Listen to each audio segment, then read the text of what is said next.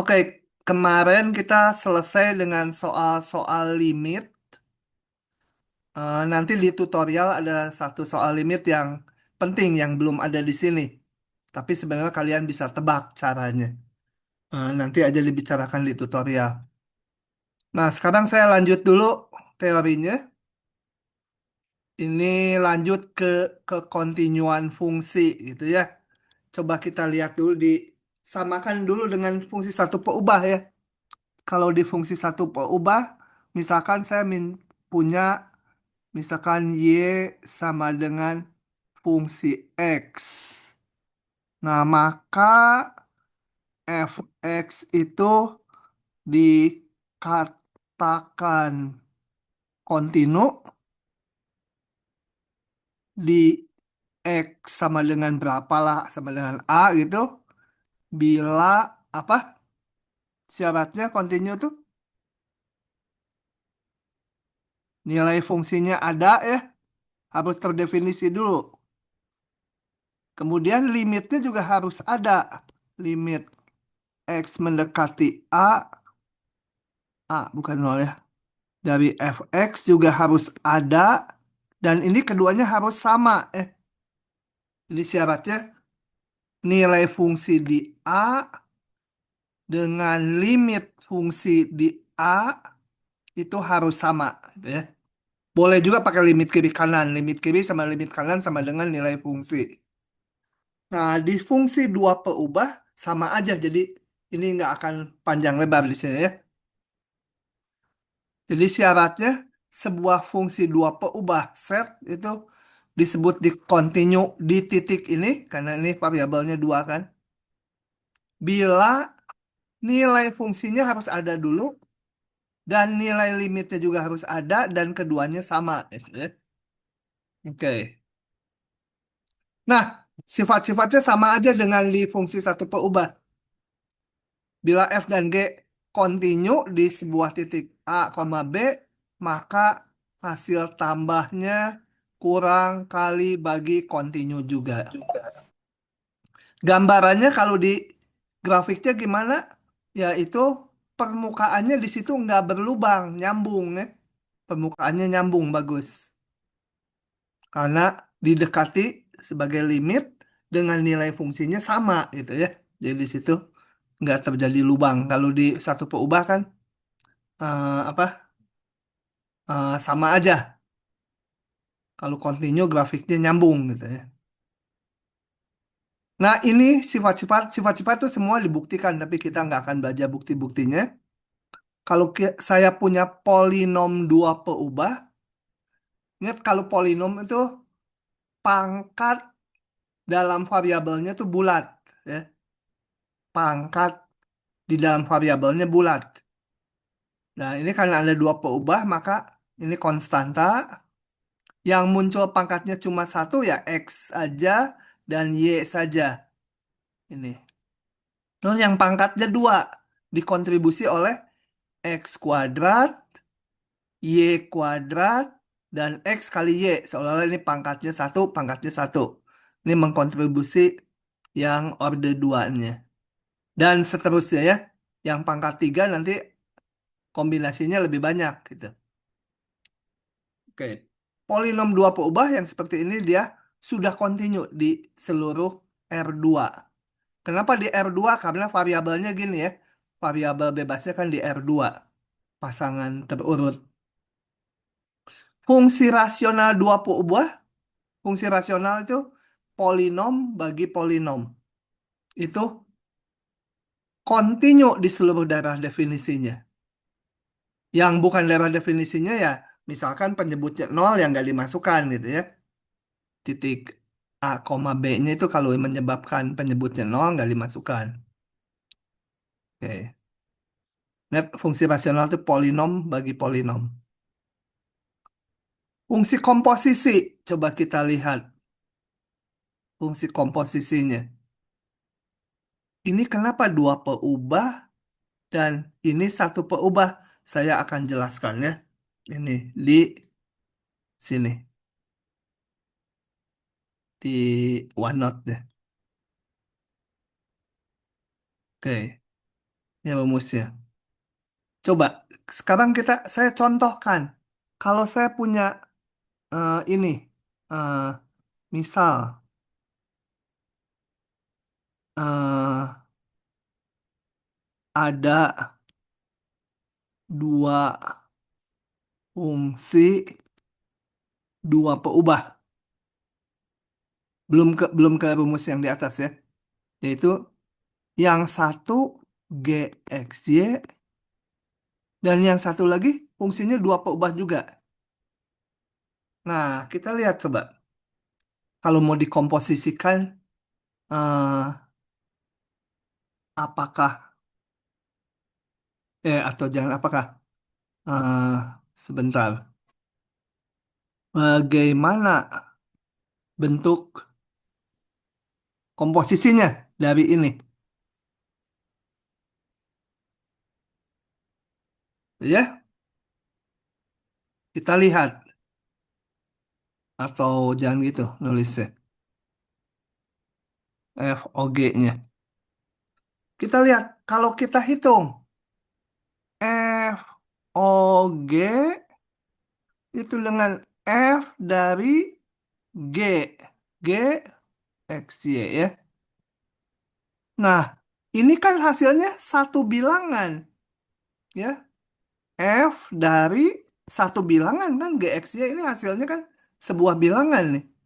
Oh ya, nggak bisa dong. Nggak bisa ya, karena F-nya dua peubah. Jadi, tak terdefinisi dia. Ini nggak bisa dilanjut. Karena F harus ngitungnya dua peubah. Padahal hasil ini satu peubah. Jadi, kalau ada G dua peubah, F dua peubah, ya komposisinya tidak ada. Nggak terdefinisi. Coba sekarang kalau... eh tapi ini kok merah ya. Kalau misal... eh ini satu ya kasusnya. Yang kedua, G tetap dua peubah, F-nya satu peubah. Ya. Bisa nggak dikomposisikan FOG? FOG itu sama dengan F dari G. G itu dua peubah ya. Sama dengan, nah ini kan hasilnya satu bilangan. F dari sebuah bilangan. Ini oke, karena F-nya memang satu peubah. Ini oke. Nah, komposisinya ya. Sekarang kalau saya mau ngitung, nih, ASEAN. jangan ngobrol ya. F satu peubah. Bisa nggak saya membentuk komposisi GOF?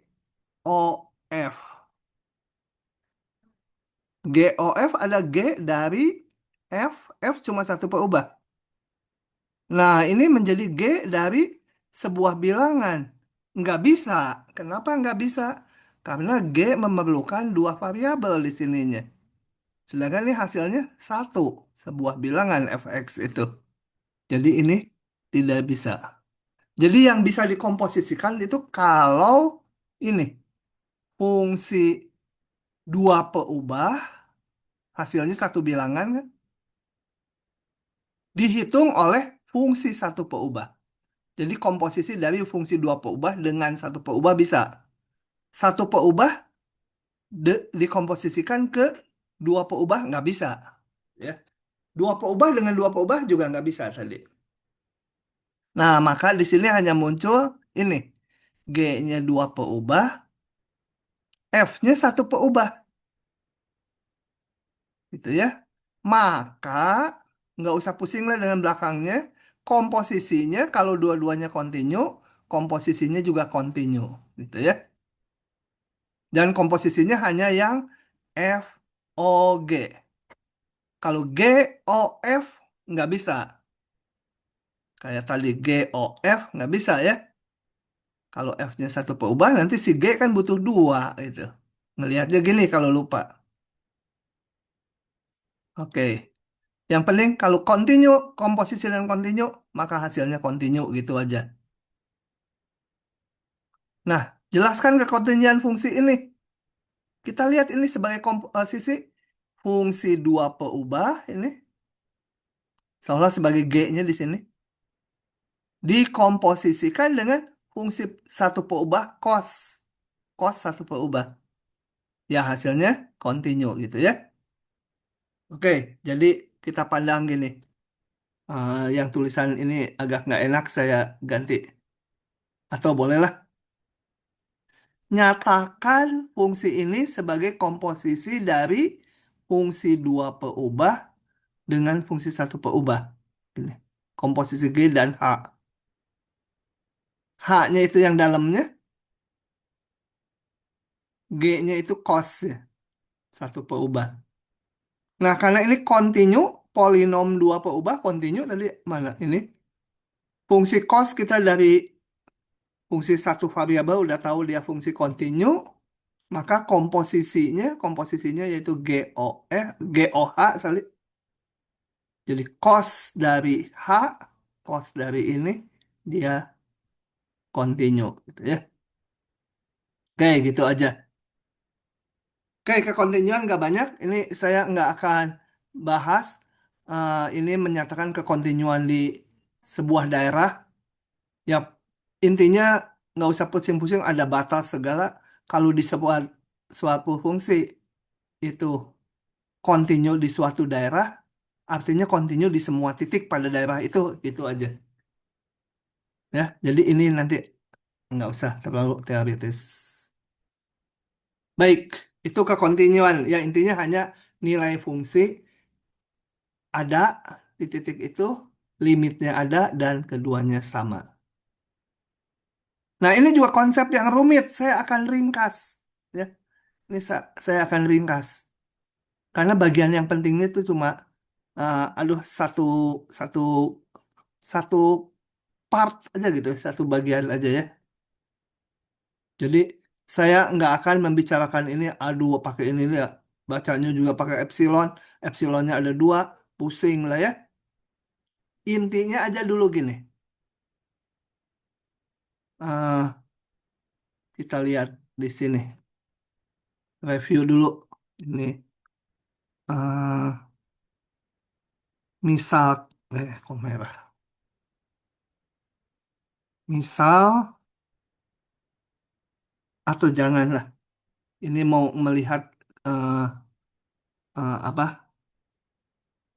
Bolehlah. Misal grafik Y sama dengan fx seperti pada gambar berikut. Coba kita lihat ya. Ini ada fungsi. Satu peubah dulu. Kita lihat. Misalkan gambar fungsinya seperti ini.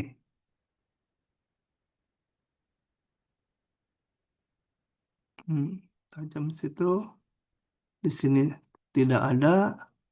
Di sini gitu kayak gergaji. Ini udah ke sana. Nah, kita akan memperhatikan di eh, di titik A itu fungsi f nggak punya turunan ya. Kenapa? Di titik A dia nggak punya turunan. Kenapa? Halo? Masa lupa semua? Karena garis patah-patah, Pak. Oh, gini, Ya, tajam mirip. di sini ya. Tajam. Ya, Yang yang nggak punya turunan tuh yang discontinue itu pasti nggak punya turunan. Ini di titik B juga nggak punya turunan ya. Di titik C juga nggak punya turunan. Di titik D juga nggak punya turunan. Di yang lainnya punya. Ini harusnya mulus ya, jangan jangan tajam bergerigi gini. Maksudnya ini bagus kurvanya mulus. Nah, di A, B, C, D itu F aksen X tidak ada. Jadi kalau di satu peubah fungsinya tajam atau discontinue gitu ya. Nah, di dua peubah sama. Coba kita lihat. Saya nggak akan masuk ke teorinya terlalu jauh ya. Nah, coba kita lihat yang ini. Kedua aja. Nah, kalau di dua peubah yang tidak punya turunan sama. Yaitu kalau di sekitar kurva ini tajam gitu ya. Ini tajam nih kayak atap rumah. Saya zoom dia. Dia sifatnya tajam di sini. Gitu ya. Atau nggak kontinu. Kalau nggak kontinu, bolong gitu. Bolong di sini bolong nggak terdefinisi. Dia juga nggak punya turunan. Nah, itu grafiknya aja ya untuk padanannya. Padanannya dengan yang satu peubah. Nggak kontinu atau tajam. Kalau tajamnya di dua peubah itu ya eh, ini kayak apa atap rumah gitu ya. Kayak segitiga di sini tajam. Kalau di sini bagus melengkung gitu. Melengkung dia punya turunan gitu ya. Oke. Nah, untuk menyamakannya dengan satu peubah, saya akan melihat ini. Coba. Di di fungsi satu peubah. Ini soalnya rada susah yang ini menjelaskannya nih. Di fungsi satu peubah itu misal misal Y sama dengan fx. Kemudian saya punya ini titik A. Ini titik X. Lebarnya sejauh H. Maka menurut Deret Taylor ini fungsinya bagus, katakan bisa diturunkan terus-menerus. Maka fx bisa ditulis sebagai f a itu ya, Deret Taylor. Deret Taylor. F aksen a per 1 faktorial x min a ditambah eh, f double aksen a per 2 faktorial x min a kuadrat dan seterusnya. Nah, bisa juga ini saya tulis sebagai gini. F A ditambah H kan ya. X ini A tambah H. Oke, sama dengan F A ditambah F aksen A per 1 faktorial. X min A-nya saya ganti H ya. Nah, turunan 2 kali H kuadrat dan seterusnya. Nah, padanannya sebenarnya nggak padanan langsung ya. Ada bukti rumus dan lain-lainnya. Saya nggak akan bahas langsung ke padanannya. Padanannya ah, hal yang sama itu ya. Sama untuk fungsi dua peubah. Maka kalau saya punya fungsi ini, misal set sama dengan fungsi x, y, sekarang dua peubah. Kemudian ada titik P dinyatakan sebagai vektor P-nya supaya gampang. A, B. P ini seperti A di sini ya. Atau, sorry. Supaya cocok, ini saya ganti ya. Dengan P, supaya cocok dengan yang bawah pembicaraannya. Ini P kan boleh aja. Ini P, P, P, P. Ini ya. Sebentar. Supaya cocok sama pencobaan yang bawah. Kenapa harus P? Karena di bukunya yang dua variabel pakai P. Gitu. Nah, kalau di sini P itu kan bilangan real aja di satu peubah. Kalau di peubah kan pasangan terurut X, Y, tapi kita akan pakai notasi vektor. Gitu ya. Kemudian X-nya sama dengan padanan dengan ini X-nya P tambah H. Kalau ini sih ada dua komponen, yaitu A tambah H1 B tambah H2. Gitu ya. Oke. Eh, kalau digambarkan gini. Ini titik A. Ini titik B. Ini sumbu Y. Ini sumbu X. Oke. Ini A, B, titik P-nya. Kalau di sini P-nya bilangan real, di sini P-nya pasangan terurut. Kemudian X-nya katakan di sini. X-nya. X-nya itu berarti ada ini. A tambah H ke atasnya. Bentar, aduh numpuk kecilannya. Ini eh, titik B ditambah, sorry, tambah H1 tambah H2 itu ya. Jadi ini bedanya H2, yang ini bedanya H1 gitu. Jadi A-nya ditambah H1 jadi titik komponen X dari komponen bagian X-nya, bagian Y-nya itu B tambah H2. Jadi ada dua kayak ginian ya. Nah, maka padanan rumusnya dengan yang ini gitu F dua ubah ini. Jadi P pakai vektor karena dia dua ubah tambah H, memudahkan ya, sebenarnya pakai titik juga boleh. Tapi jadinya harus X, Y ditambah eh, kurung H1 tambah H2 itu. Enak pakai vektor notasinya. Sama dengan yang atas. F cuma variabelnya dua gitu ya. Ini variabelnya dua A, B. Nah, yang gininya gimana turunannya? Turunannya itu agak aneh. Saya kasih warna merah atau biru di sini ya. Nanti grad F di titik P itu ya.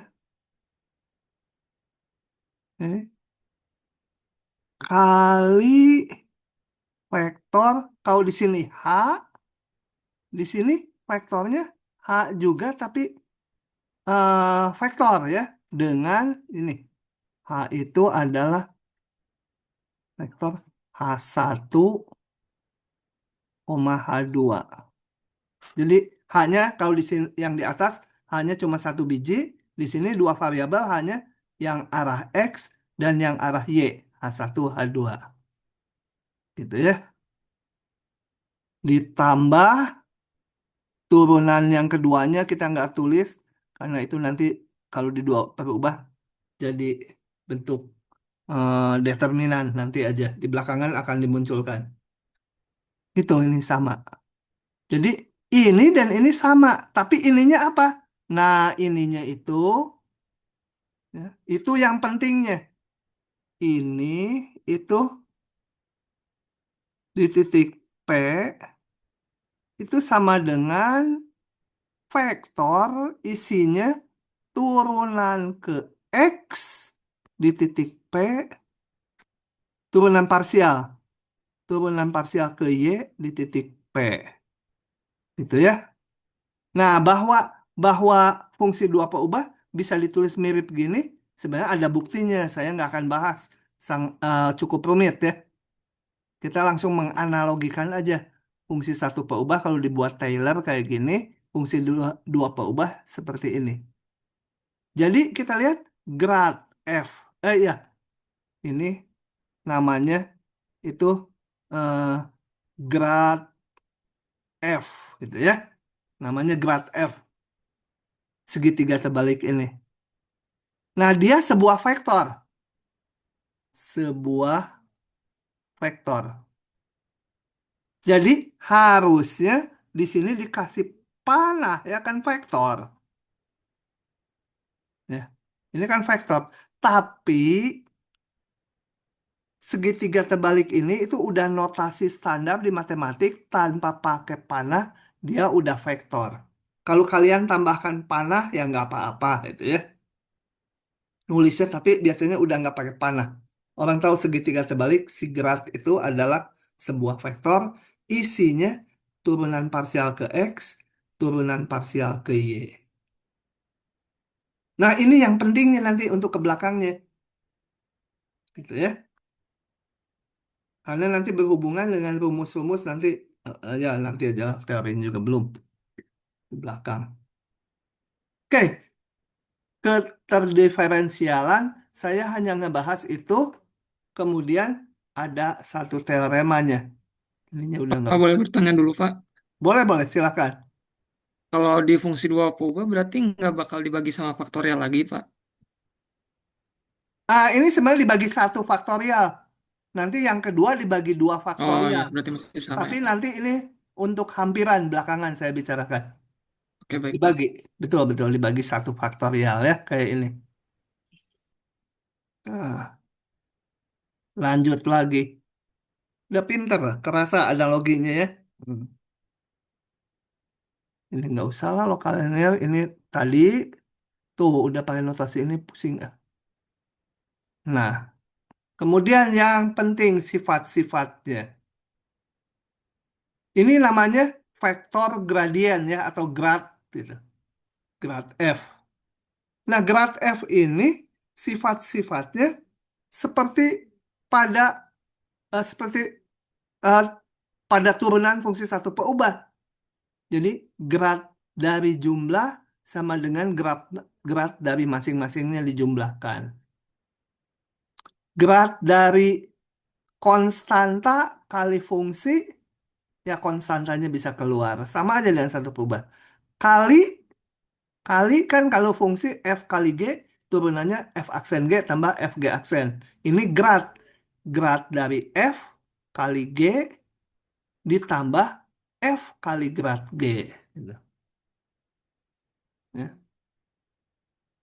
Nah, bila bila tadi grad itu kan komponennya turunan ke X, turunan ke Y. Nah, bila grad ini turunan parsialnya dua-duanya kontinu, maka dikatakan fungsinya terdiferensialkan. Gitu ya, istilahnya kalau itu terdiferensialkan. Sebenarnya arti geometrinya yang nggak tajam di situ, nyambung permukaannya dan nggak tajam.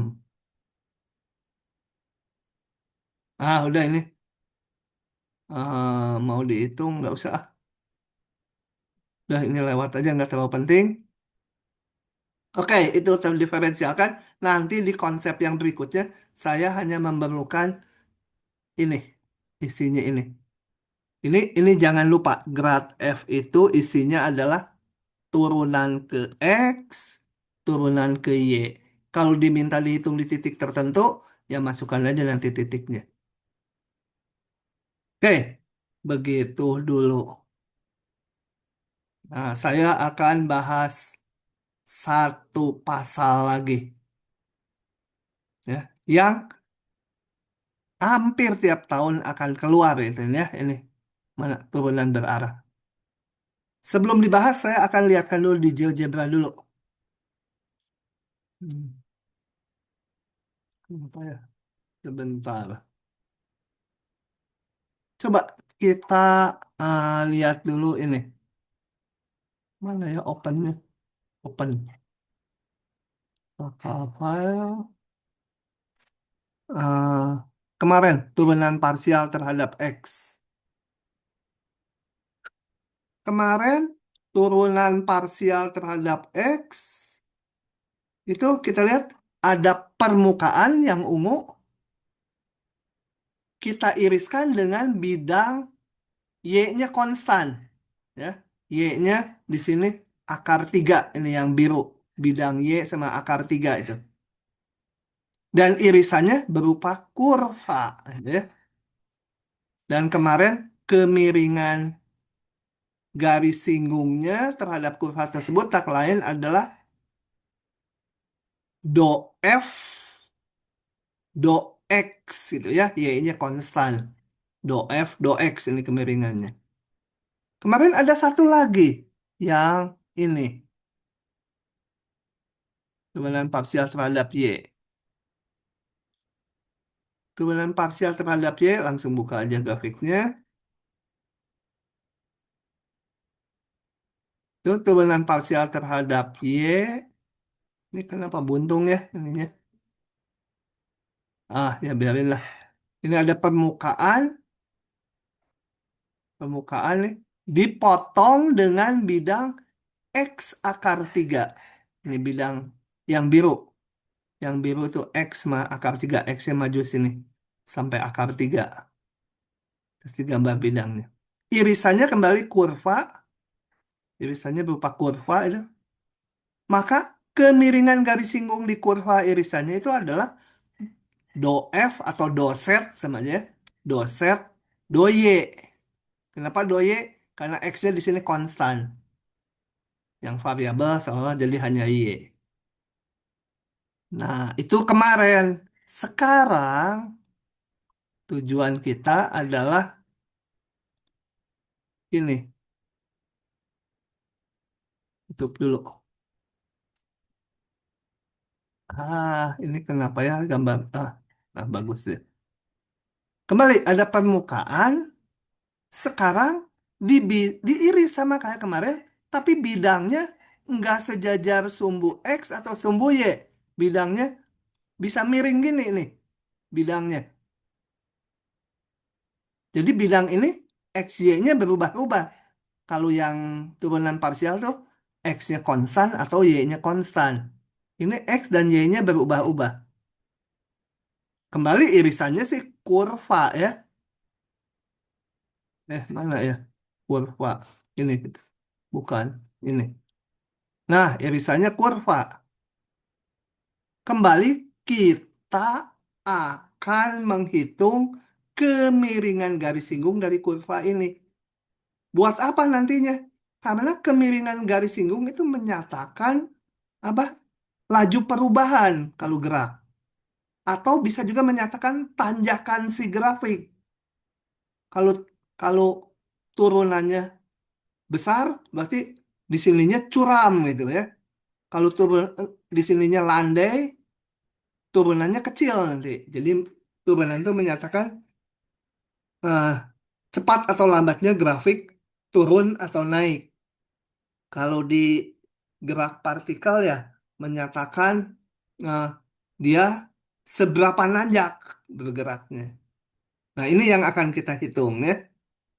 Jadi irisannya dengan bidang yang miring. Oke,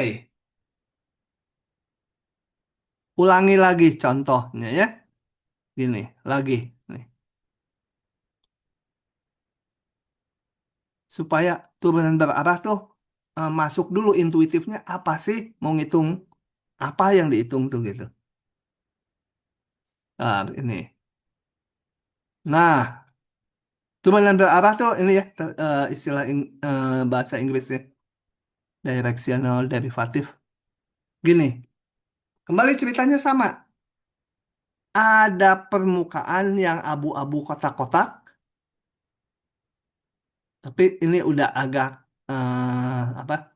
Udah agak operasional dibanding yang sebelumnya. Kemudian di bidang X-Y ada titik P, ini ada vektor satuan. Nanti vektornya harus satuan. Nah, kemudian dari vektor ini dan garis yang sejajar sumbu set itu dibikin bidang, ya, bidang yang melalui ini vektor yang di bawah ini nanti diketahui vektornya dan yang tegak. Nah, dibuat bidang, irisan bidangnya nanti berupa kurva ya. Ingat bidangnya bukan kotak ini aja, bidang itu taki enggak ya, gede gitu ke sana, ke sini, ke bawah, ke atas, irisannya itu. Jadi intinya permukaan ini diiris dengan sebuah bidang, cuma bidangnya sekarang nggak harus sejajar sumbu X, nggak harus sejajar bidang X offset atau Y offset. Ini sembarang bidangnya ya. Nah, irisannya berupa kurva merah.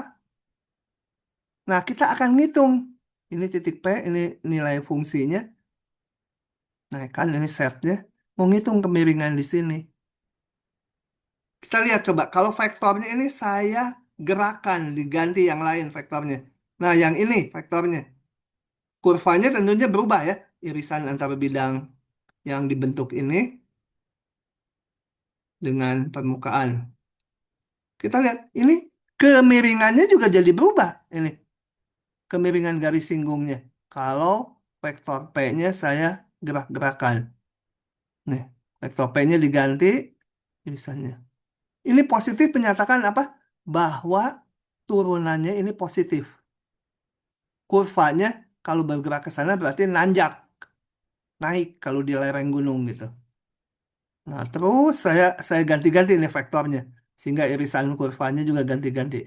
Terus suatu saat min lihat ini min.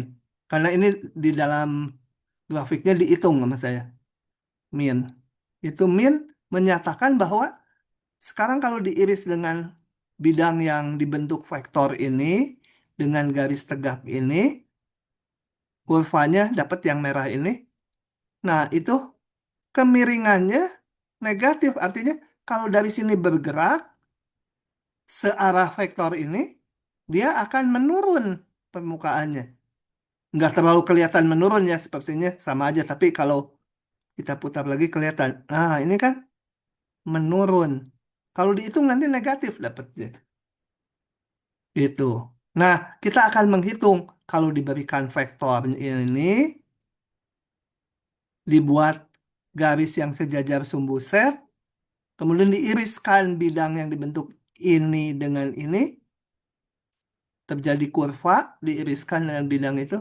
Berapa kemiringannya kurva tersebut gitu ya.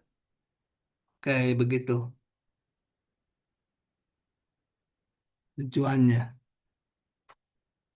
Coba kita lihat lagi animasi yang lain. Nanti ini contohnya kelihatannya nggak ada hubungannya dengan masalah sehari-hari, padahal ada. Bentar belum muncul. Nah, yang lain ini. Sepertinya nggak hubungan dulu, tapi nanti ternyata malah terhubung langsung. Perhatikan coba sebuah truk yang sedang menempuh sebuah tanjakan.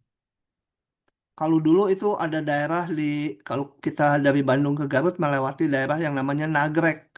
Belum ada jalan yang melingkar yang udah bagusnya itu. Dulu agak langsung dan sangat nanjak. Ini tuh, jalannya nanjak sekali. Truk-truk itu yang besar-besar, yang udah nggak terlalu bagus, mesinnya suka mundur tuh. Jadi kalau ada mobil pribadi harus jaga jarak sama truknya. Dan di jalan biasanya ada anak-anak bawa balok gede. Jadi kalau ada truk gitu, dia nggak kuat berhenti dulu ngerem, dikasih balok di bannya. Mulai ngegas lagi, gigi satu naik dikit, kasih balok lagi, takut mundur soalnya. Nah kalau kita perhatikan, si supir truk itu jalannya suka gini nih, luar leor. Kenapa coba luar leor? Kenapa nggak si truk tuh cepet aja gas gitu ke sini? Nah, dia luar leor itu karena menghindari tanjakan yang terlalu tajam. Kalau dia agak ke pinggir kan nanjaknya nggak berapa. Bahkan kalau horizon ke sini tegak lurus pinggir jalan dia kan nggak bertambah tingginya. Gampang gerak ke sini, apalagi ke bawah gampang. Nah, ini karena mesinnya nggak kuat naik terus, langsung dia geraknya ke pinggir, agak minggir. Tapi kalau udah minggir terus kan nanti ke sana dia belok lagi gitu. Ini untuk menghindari tanjakan yang terlalu tajam. Memang kita kalau pakai mobil pribadi di belakangnya sebel. Ini mau disusul, nggak halangi. Kita mau susul dari sebelah kiri, dia nggak halangi lagi gitu. Sebenarnya bukan tujuan dia menghalang-halangi yang mau nyusul di belakangnya karena dia butuh apa tenaganya kurang kuat, dia butuh bergerak seperti ini. Ya, kayak ini intuitifnya dulu. Sekarang mau ke perhitungannya. Oke, kembali kita lihat gambar ini, gitu ya. Perhatikan sebuah permukaan kita nggak jalan real lagi, kita bekerjanya dengan fungsi ya. Misalkan sebuah permukaan ini, bayangkan ini lereng gunung lah gitu. Kemudian ini ada titik P, ini seolah-olah bawahnya itu kaki gunungnya, bawahnya dasarnya, dan dianggap rata itu bawahnya. Oke. Titik P berada pada daerah definisi fungsi f, dan ini nilai fungsinya. Ini A, B, nilai fungsinya di sini. A, B, F. A, B itu ya. Kemudian diberikan vektor satuan yang berpangkal di P. Ini diberikan di soal, harus ada vektornya. Kalau belum ada ya harus ditentukan dulu gitu ya. Kadang-kadang nggak langsung dibilang ada vektor satuan. Nah, kita bikin bidang yang ini dibangun oleh arah vektor U ini dan garis tegak ini dibikin bidang.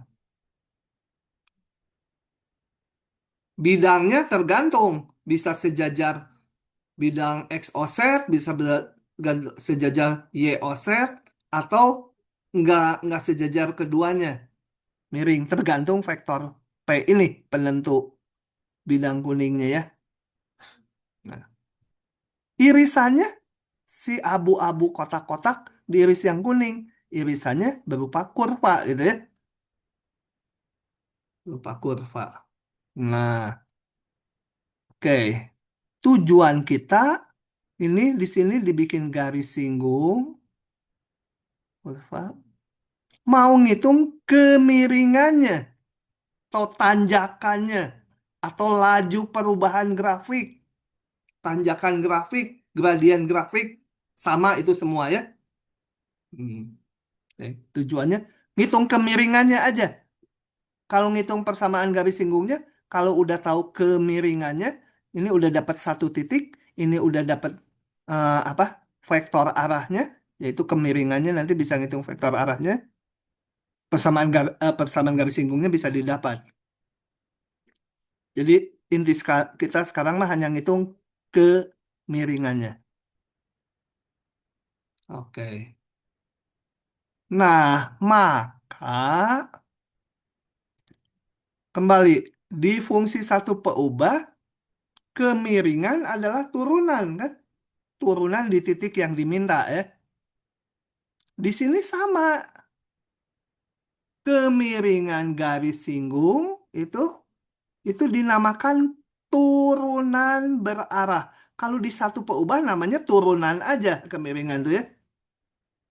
Karena variabelnya hanya X aja, nggak pakai ada arah-arah segala.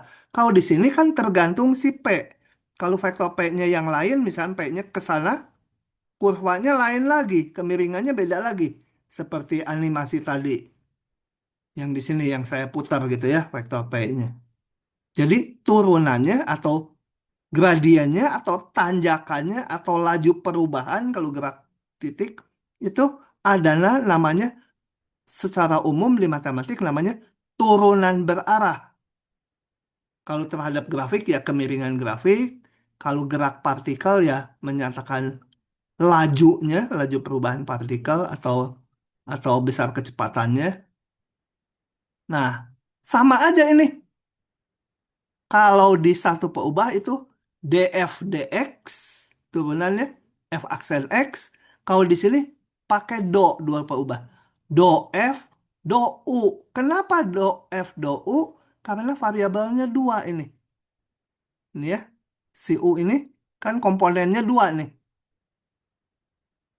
Kayak gitu ya. Jadi do f, do u di titik P. Ini kalau lengkap P-nya juga harusnya vektor. Salah saya.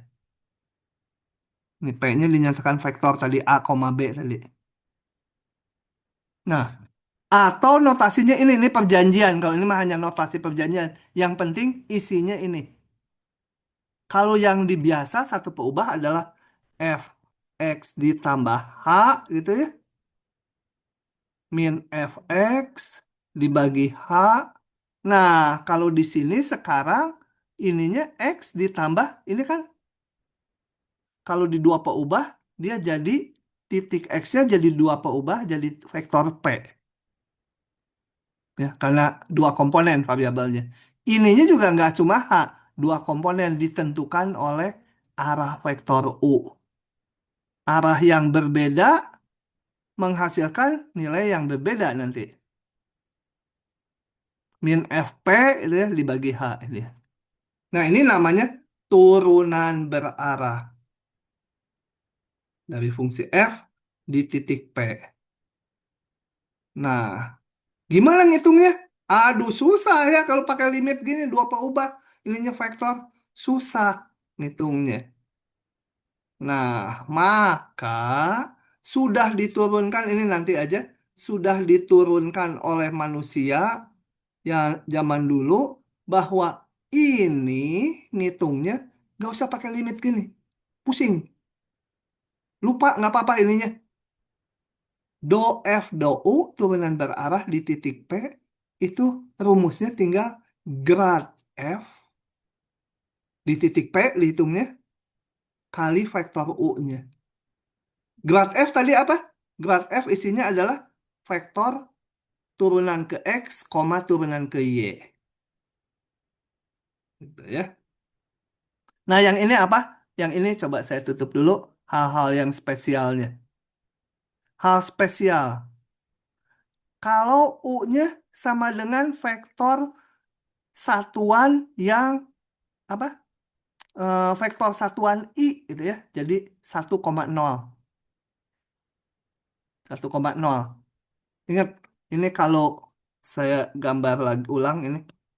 Kok 1,0 kok kalau ini titik P, kok di sini 1,0.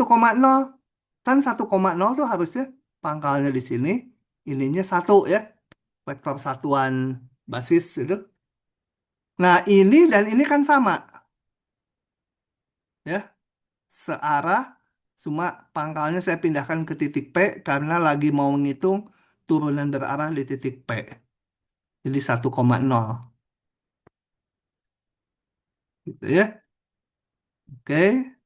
Maka do F do P ini tak lain adalah apa?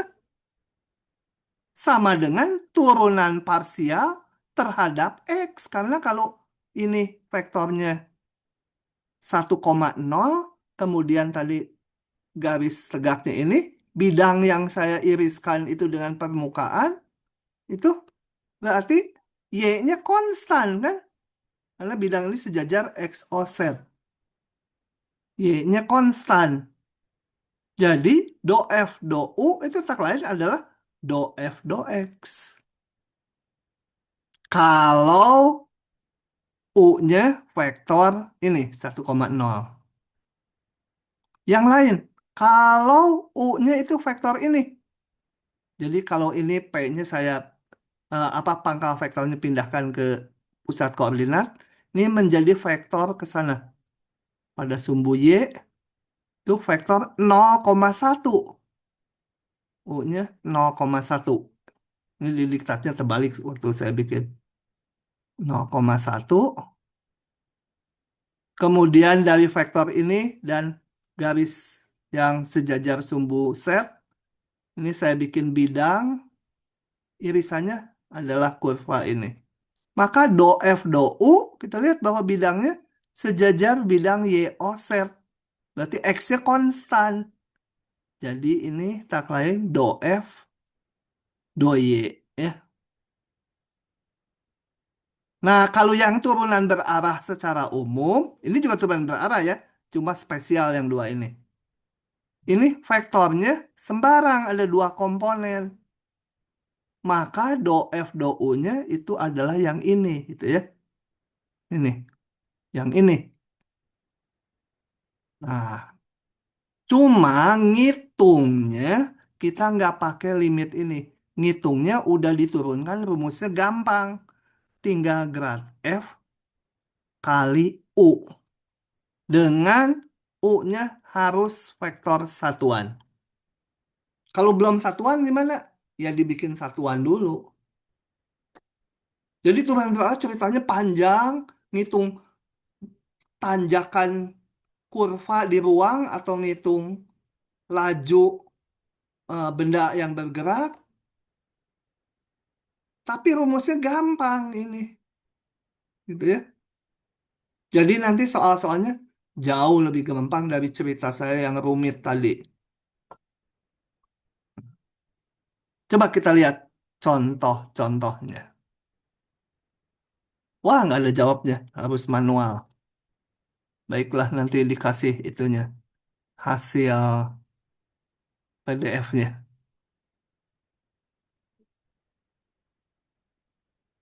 Ini. Misalkan diberikan fungsi dua peubah ini. Tentukan ini atau D, do F, do U ya, atau ini. Sama aja notasinya. Ya, kalian belum ingat kalau saya udah tahunan jadi udah ini ya. Ini sama aja mau pakai notasi ini boleh, mau pakai notasi ini boleh. Ya. Angka ya hasilnya kan. Ini menyatakan tanjakan, kemiringan garis singgung tadi. Tentukan do F do U di titik ini. Ya, oke. Yang A dulu. Misalkan ini tentukan do F do U di titik 2 pada arah 4,3. Jadi kalau kita lihat dua dimensinya aja di bidang X, Y. Kenapa saya ngelihat dua dimensinya? Karena vektor arahnya ini tadi mana ceritanya? Ini kan vektor arahnya di bidang X, Y ini. Ya, jadi X, Y ini kita lihat di bidang X, Y aja vektornya. Menjawab ini. Itu vektor 4,3. 1, 2, 3, 4. 1, 2, 3. Nah, vektor arahnya ini. A. Nah, maka do U F gitu ya. Ini harusnya ada panahnya nih. Atau pakai huruf tebal U-nya. Sama aja dengan do F do U. Kita nggak usah pakai limit-limitan lagi. Rumusnya lupa. Lihat lagi kalau lupa ya. Lihat rumusnya. Ini tinggal yang di bawah. Grad F di titik P kali U. Mana? Grad F di titik P dikalikan U. Ingat grad itu meskipun nggak pakai panah, dia udah menyatakan vektor ya. P-nya tuh mana? P-nya titiknya ini yang diminta ini. P-nya itu sama dengan kalau titik pakai kurung, kalau mau diperlakukan vektor pakai kurung siku gitu ya. Di sini mau vektor atau bukan sama aja. Kalau saya nulis di sini pakai vektor ya sini kasih panah gitu ya. P-nya. Oke, syaratnya tadi. Syaratnya lagi yang penting. Ini dari awal dibilang U-nya vektor satuan. Ya. Jadi di sini U-nya harus vektor satuan. Nah, U-nya itu apa? Adalah vektor satuan searah dengan vektor A. Jadi saya mau pada arah vektor A, tapi harus dibikin satuan. Jadi U-nya itu, ini arah ya, arah tuh vektornya. Harus 4,3 dibagi akar 4 kuadrat tambah 3 kuadrat. Ini 25 pas, udah saya memang milih angkanya supaya bulat. Kemudian grad F-nya apa? Grad F-nya itu saya hitung di titik X, Y sembarang dulu ya. Nggak di titik P dulu. Tuh, isinya adalah turunan ke X, turunan ke Y. Tuh ya. Boleh juga nulisnya do F, do X, do F, do Y. Nah, kita turunan ke X dari fungsinya ini. Nah, makanya turunan parsial harus mahir yang kemarin. Ini 8X turun ke X. Ini turun ke X min Y ya. Ini nggak ada X-nya, turunin ke X ya, nol. Turunin ke Y sekarang. Turunin ke Y, ini nggak ada Y-nya. Yang ada Y-nya ini turunan ke Y, jadi tinggal Y turunin ke Y, satu, jadi hanya ada min X. 3Y kuadrat turun ke Y, 6Y. Kemudian kita harus ngitung grad F ini di titik P. Grad F di titik P itu sama dengan grad F di titik 2, min 1 sama dengan, masukkan ke sini, 8 kali 2, 16. Min 1 jadi 17 ya. Ini masukkan ke sini XY-nya. Min 2 ditambah 6 jadi berapa? Min 13 kalau nggak saya hitung. Min X, min 2, min 14 ya. Salah, min 14. Tolong hitungannya kalau keliru.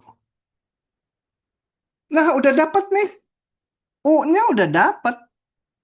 Grad F-nya udah dapat. Dia hitung. Maka gradiennya di titik P sama dengan grad. Tulis ulang. Oke. Ini atasnya nggak pakai vektor karena P-nya saya nggak tulis vektor. Pak, mungkin nilai grad F-nya jadi min 8 bukan min 14. Min 6. Oh iya, min 8. Ya benar. Makasih. Kok saya dikali 2 Y-nya. Hmm. Ya ya. Grad F kali apa? U-nya vektornya. 4/5, 3/5. Yang sering lupa di ujian itu membuat jadi vektor satuan loh. Suka lupa. Ya udah, ini mah tinggal ngitung aja kan udah dapet. Ini 17, min 8 didot produkkan dengan 4/5, 3/5 sama dengan 4 kali 17, 68 hasilnya skalar ya. Vektor di dot produk 68/5 dikurangi 8 kali 3, 24/5 sama dengan sekian. Nah, itu menyatakan apa? Bahwa kemiringan garis singgung di titik 2, min 1, setnya harus dihitung ya. Di permukaannya itu nilainya sekian. Kemiringan kurva irisannya ya. Kurva irisan permukaan dengan bidang yang dibangun oleh vektor A dan garis tegak. Oke, saya copy lagi soalnya karena nanti nggak kelihatan untuk yang B. Kalau ada pertanyaan silahkan. Gampang kan? Gampang. Hmm. Oke. Sekarang yang B ya, yang B. Sama. Ini F-nya ini. Tentukan turunan F pada arah U di titik 2, min 1 sama titik P-nya pada arah menuju titik 5,3. Maksudnya apa? Kita lihat di gambar. Di titik 2,1, terlalu pendek ya. 2,1 ini di sini. Di sini titik P-nya tadi ya. Pada arah ini, kalau ini kan vektornya langsung dikasih pada arah vektor ini. Kalau ini pada arah dari titik sini 2,1 pada arah jadi menuju titik 5,3. 3, 4, 5, 1, 1, 5,3 ini. Nah, pada arah ini menuju sana. Jadi kalau saya namakan misal P-nya itu 2, min 1, 5,3-nya saya namakan 5,3, maka vektor arahnya, tulisan deh, vektor arahnya itu adalah vektor PQ, ya. Karena di titik ini pada arah menuju titik ini. Nih, pada arah menuju. Ya, kalau dihitung menjadi koordinat Q kurangi P. 3,3 dikurangi min 1, 4. Sama sama yang tadi ya? Yang A. Oh enggak, yang A vektornya 43. Kalau yang B ini 34. Udah, hitungannya sama dengan tadi. Kita harus bikin vektornya jadi satuan dulu.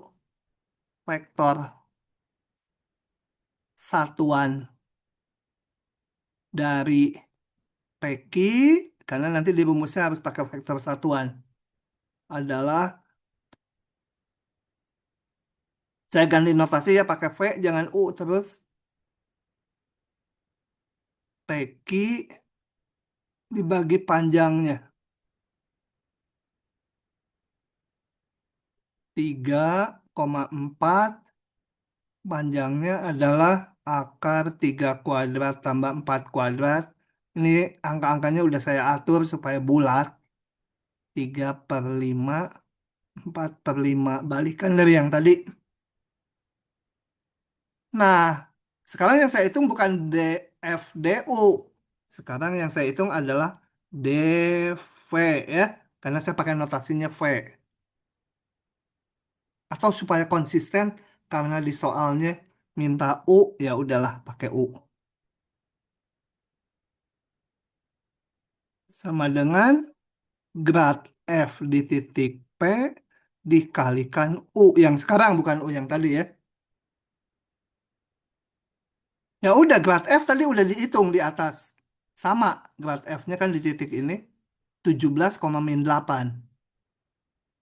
17,-8 dikali 3/5,4/5 sama dengan 51/5 dikurangi 32/5 sama dengan sekian gitu ya. Begitu. Gampang ya ngitungnya. Kalau konsepnya tadi agak rumit gitu.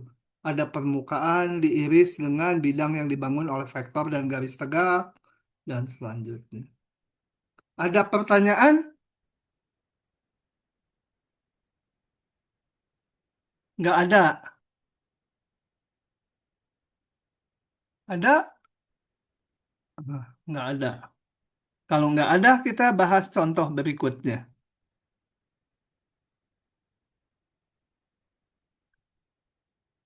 Nggak ada solusinya. Capek nulis.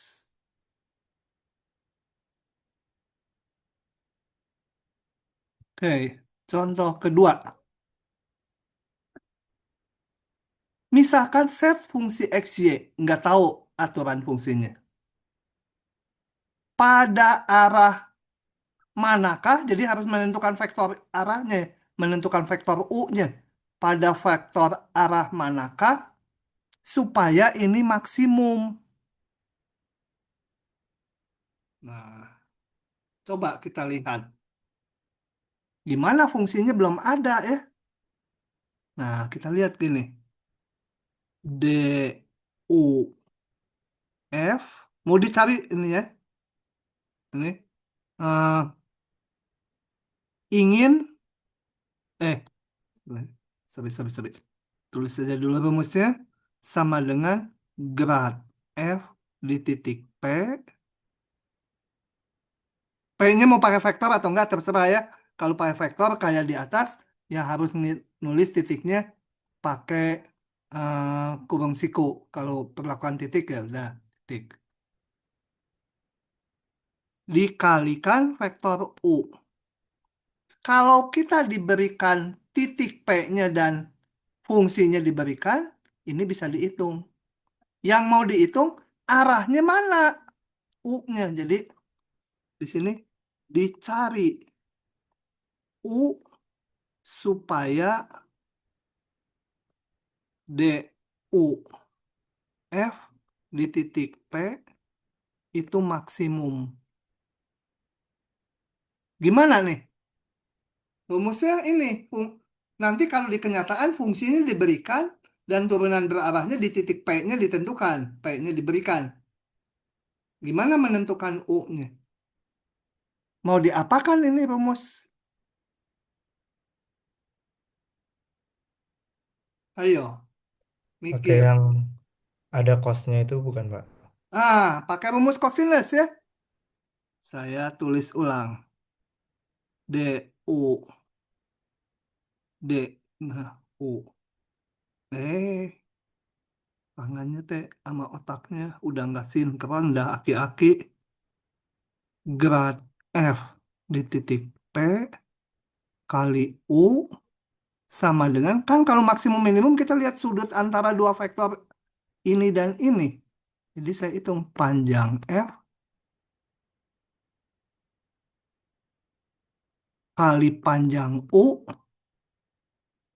kali cos theta dengan kasih keterangan theta itu sudut antara grad F di titik P dengan, tulis dengan gini, dengan vektor U ya, kan vektor kali vektor. Ini berapa? Bisa ditentukan nggak U-nya? Kita mau menentukan vektor U-nya, panjang U-nya bisa ditentukan nggak? Bisa, berapa? Lupa lagi. Lihat lagi kalau lupa dari awal. U itu harus vektor satuan, panjangnya pasti satu, gitu ya.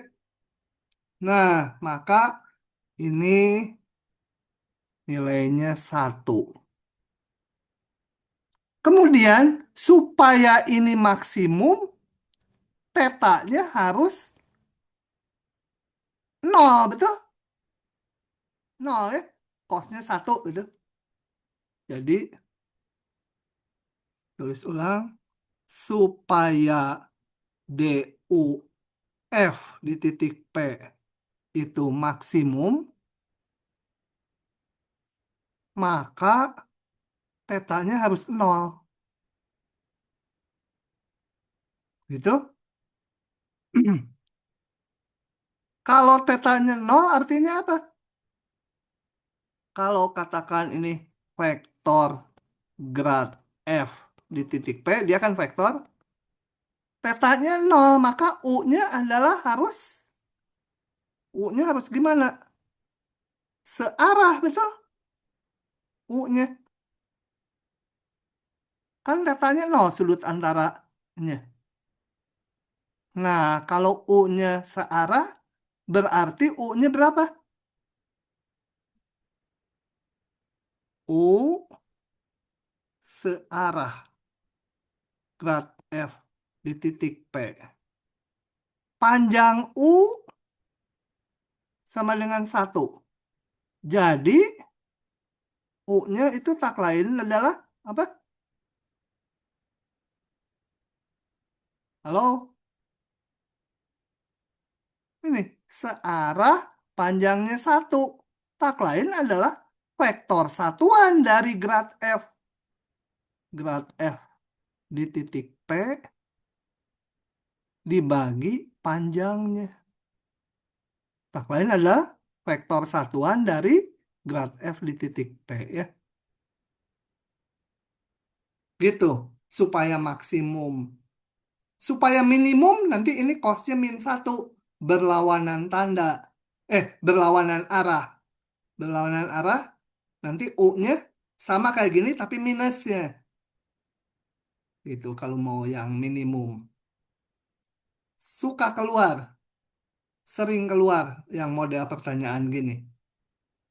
Detail soalnya kita lihat coba ya di nomor contoh 3. Oke, nomor 3.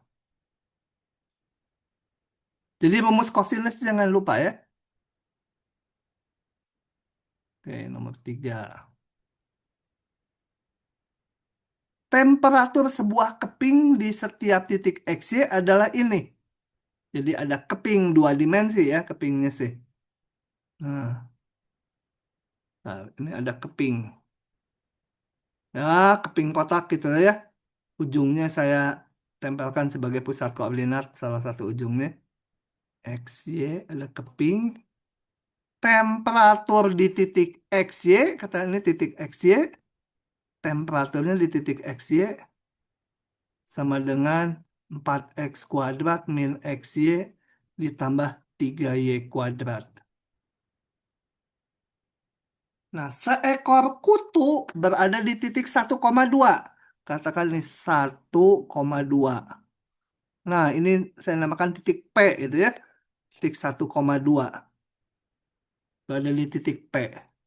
Pada arah mana dia harus bergerak supaya penurunan temperaturnya terbesar? Ini kata-kata ini agak rancu. Penurunan temperatur terbesar. Sebenarnya supaya mengalami eh, penurunan temperatur yang maksimum ya. Yang yang apa? eh, Nilai grad apa turunan berarahnya yang seminimum mungkin gitu. Penurunan temperatur terbesar. Penurunan temperaturnya mungkin aja eh, apa positif gitu, tapi misalkan ketemu penurunan temperaturnya 2,5, nah itu yang paling kecil gitu bergerak ke arah itu. Jadi pada arah mana? Berarti harus kayak soal yang sebelumnya menentukan vektor arah supaya ini DUF-nya minimum. Jadi ini sebenarnya soalnya sama dengan sebelumnya, cuma sekarang fungsinya udah diberikan, titiknya udah diberikan. Tapi kita nggak usah ngapalin ini, kita hitung aja kayak biasa. Jadi di sini misal P itu titik 1,2. Nah, dicari vektor satuan U supaya apa? DU T ya di titik P itu minimum.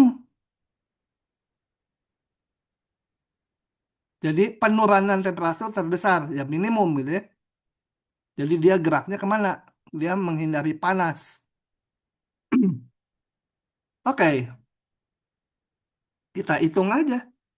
DU T di titik P itu sama dengan grad T fungsinya di titik P dikalikan vektor U. Kita hitung dulu grad T-nya.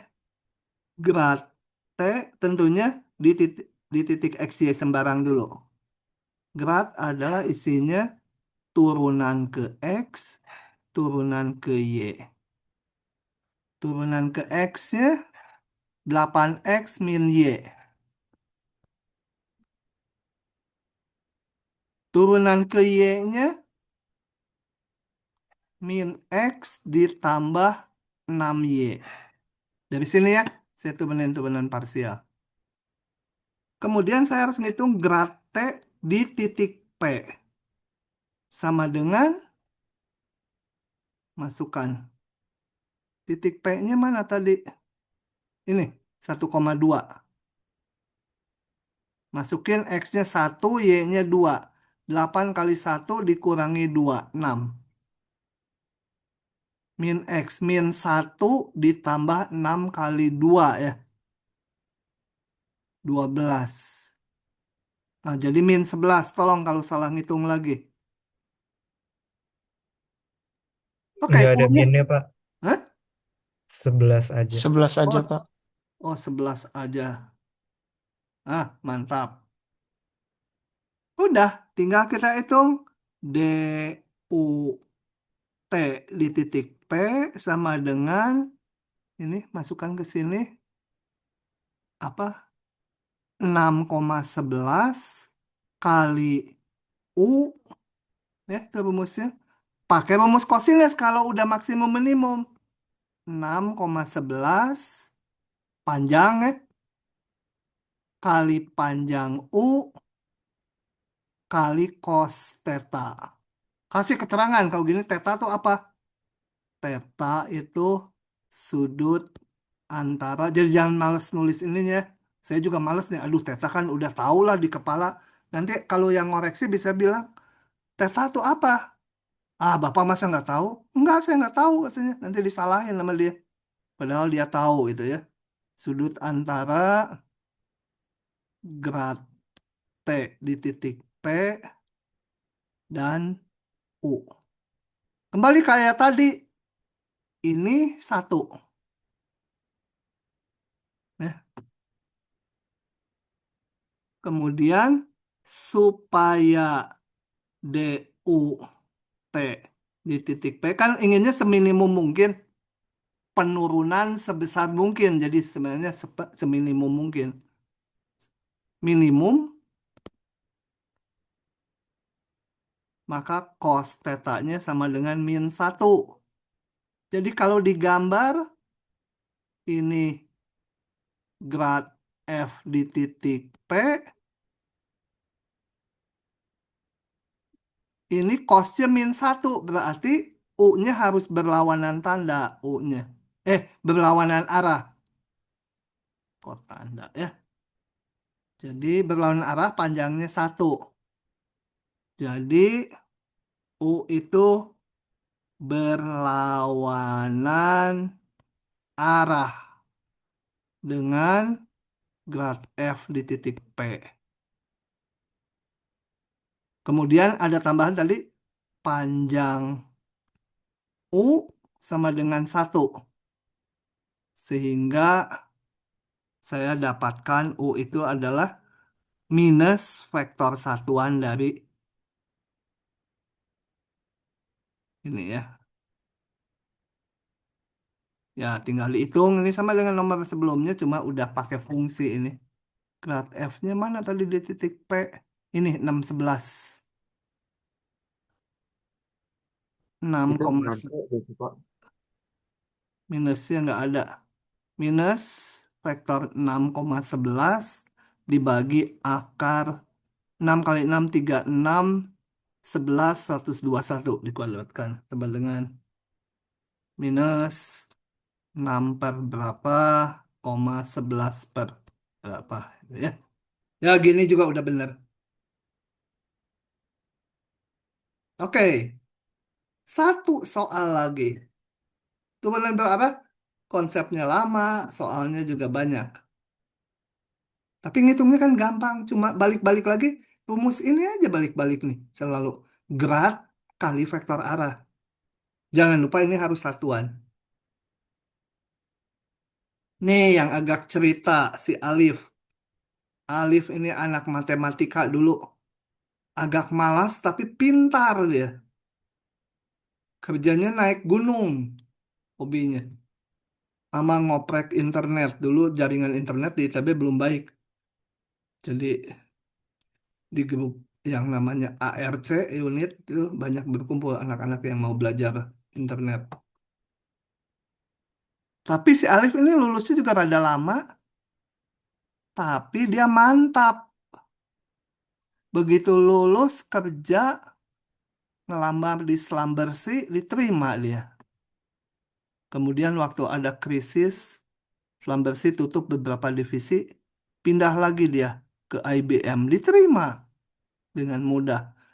Jadi karena memang kan kalau perusahaan-perusahaan asing gitu, biasanya nggak melihat nilai akademiknya saja, meskipun itu penting, tapi lebih ke hasil pengetesan mereka itu.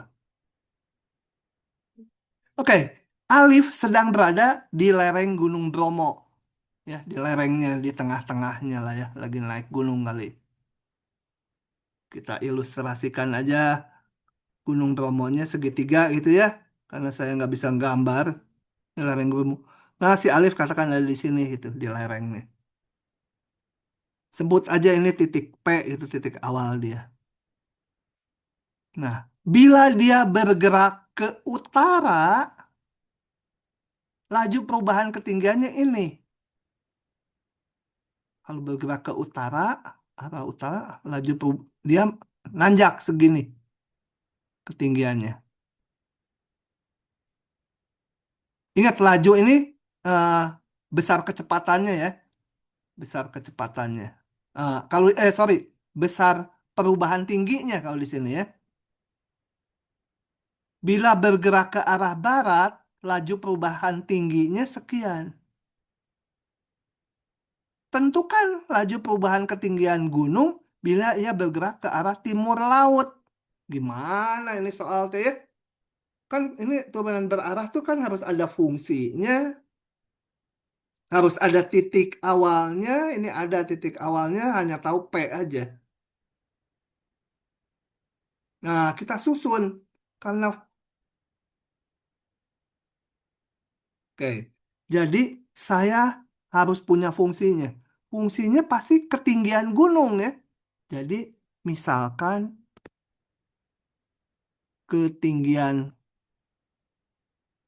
Ini yang susahnya kalau soal gini, memunculkan apa sih yang mau dimunculkan gitu. Misalkan ketinggian gunung di posisi XY, XY di posisi X, Y itu ya adalah, sebut ketinggian gunungnya H itu ya. XY-nya tuh apa? Ya gambar di kaki gunungnya ya. XY-nya tuh ini XY, di sini ada gunungnya gitu ya. Saya nggak bisa gambar lah gimana di gunung. Nah, di posisi XY tingginya berapa? Di setiap titik beda-beda kan? XY. Kemudian misal posisi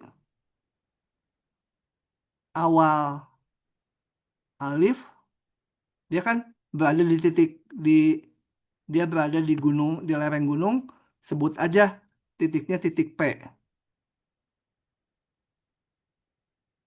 Ah, yang gitu. Titiknya tertentu dia di lereng gunung. Sebenarnya 3 dimensi sama ketinggiannya, tapi saya untuk tuban daerah cukup XY-nya aja. Nah, bergerak ke utara, berarti vektor arahnya mana? Ini ke utara. Kalau ke utara berarti dia bergerak ke sana.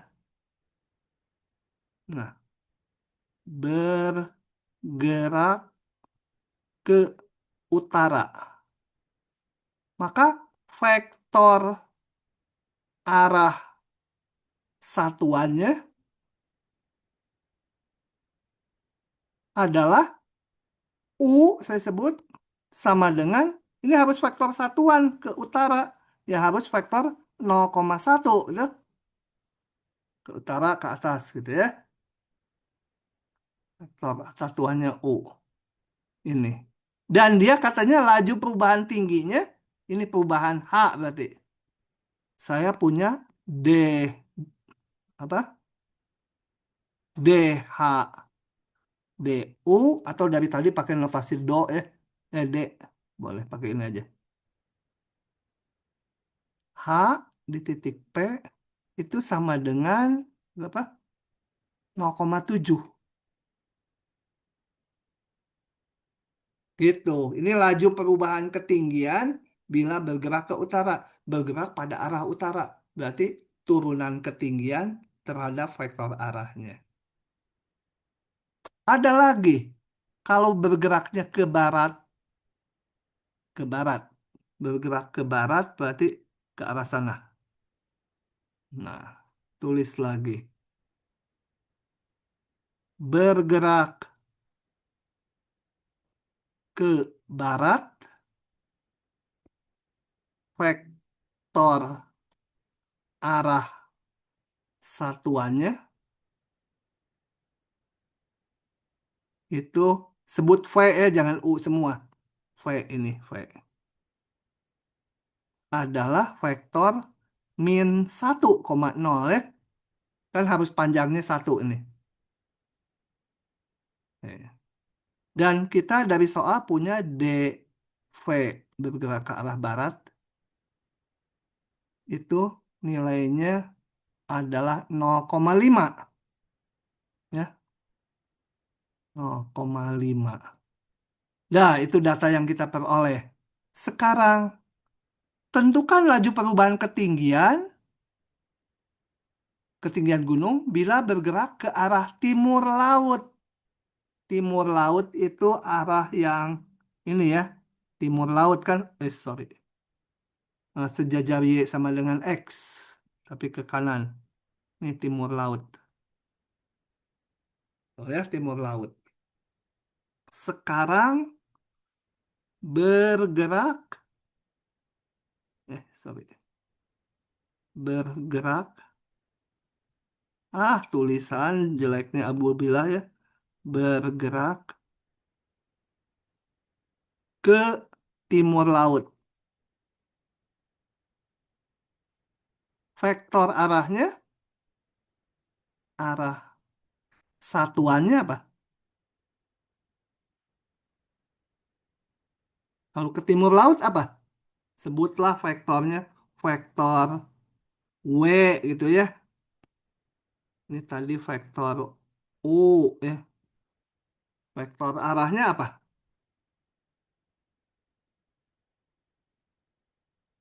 Apa? Ya ambil aja arah timur laut. Kalian ambil boleh 1,1 boleh, 2,2 boleh, tapi harus dibagi panjangnya. Kalau ambil 1,1 dibagi panjangnya menjadi, kalau dihitung, 1/2, 1/2. Kalau ambil 2,2 boleh dibagi panjangnya. Akar 2 kuadrat tambah 2 kuadrat. Ya ketemunya itu juga. Pokoknya timur laut boleh 1,1, setengah koma setengah, 5,5 boleh dibagi panjangnya nanti jadi ini. Gitu ya. Oke. Itu vektor arah satuannya. Nah, ditanya sekarang apa? Laju perubahan ketinggiannya yang ditanya, ya. Bila berarah ke arah timur laut. Jadi ditanya dw ya, ini kan vektor arahnya W dari F sama dengan grad F di titik P dikali W sama dengan grad F itu isinya adalah Fx di P, bukan F ya, ketinggiannya H tadi, fungsinya H. H X di titik P, koma HY di titik P, itu kan gradien tuh turunan parsial terhadap X dan Y, dikali W-nya udah tahu.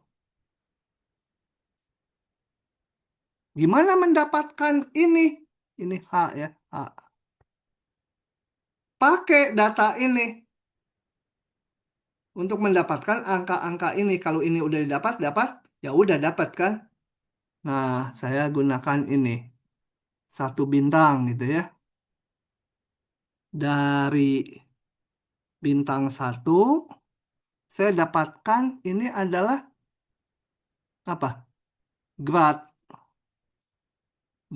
Tulis ulang dulu aja. Sama dengan apa? HX di titik P itu kan. Ini tulis dulu rumusnya. Grad H di titik P nggak pakai vektor dikalikan vektor U. Ini tadi bergerak ke utara. Ini isinya adalah HX di titik P, HY di titik P, kali vektornya 0,1. Dan itu katanya hasilnya 0,7. Sama dengan 0,7. Dari sini saya dapatkan Ini kali 0 tambah ini kali 1. HX P kali 0 ditambah HY P kali 1 sama 0,7. Tuh, saya dapat HY di titik P-nya sama dengan 0,7. Buat ini nanti, ngitung ini kan ditanya ini. Ah, udah dapat ininya. Yang ini, pakai data yang kedua. Kasih bintang 2. Dari bintang 2,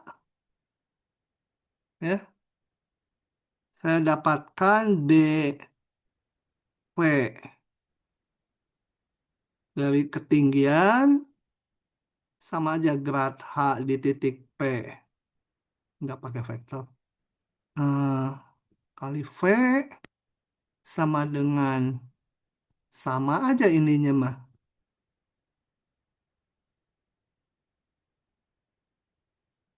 Kali V-nya vektor min 1, 0 sama dengan hasilnya 0,5. Seperti tadi, ini kali ini tambah ini kali ini 0,5. Didapat HX P-nya sama dengan minus 0,5 ya.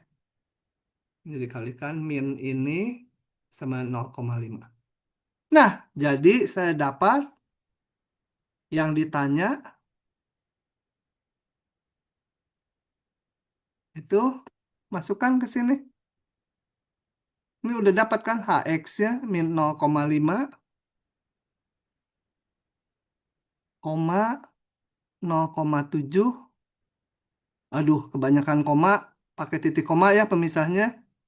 Vektornya kali 1/2, 1/2. Sama dengan minus 0,5/2 ditambah 0,7/2. Sama dengan 0,2/2. Selesai. Begitu. Oke, ada pertanyaan? Rada panjang ya.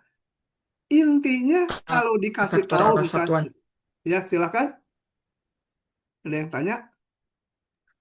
Eh, ya saya Pak. Kalau berarti kalau vektor karena vektor arah satuannya itu bisa eh, ubah-ubah dari pokoknya mas sekitar 1,1 gitu Pak. Berarti turunannya juga bisa berubah-ubah hasilnya. Enggak, karena harus dibuat jadi vektor satuan.